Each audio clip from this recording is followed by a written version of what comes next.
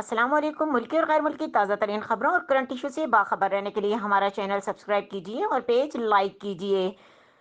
वजीर आजम इमरान खान पेशावर का दौरा ना करें, इलेक्शन कमीशन। ब्रेकिंग न्यूज से आगाह करेंगे। इलेक्शन कमीशन और पाकिस्तान की जानिब से हिदायत की गई है कि वजीर आजम इमरान खान खैबर पख्तूनख्वा की दारुल हुकूमत पेशावर का दौरा ना करें।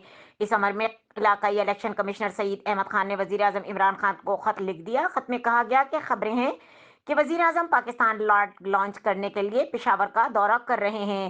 वजीर आजम इमरान खान पेशावर का दौरा ना करें, इलेक्शन कमीशन।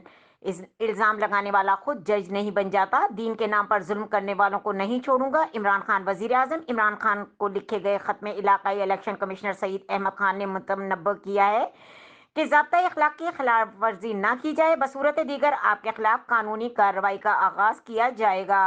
दूसरी जानिब वजीर आजम इमरान खान के मुआवन खुसूसी बराए इत्तलात मोहम्मद अली सैफ ने मीडिया को बताया कि वजीर आजम आज गवर्नर हाउस पेशावर में नया पाकिस्तान कार्ड का इफ्तिताह करेंगे। इनका यह भी कहना है कि नया पाकिस्तान कार्ड का आगाज खैबर पख्तूनख्वा से किया जा रहा है।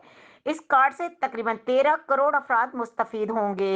मजीद खबरों और अपडेट के लिए देखते रहें के न्यूज़ चैनल इंटरनेशनल।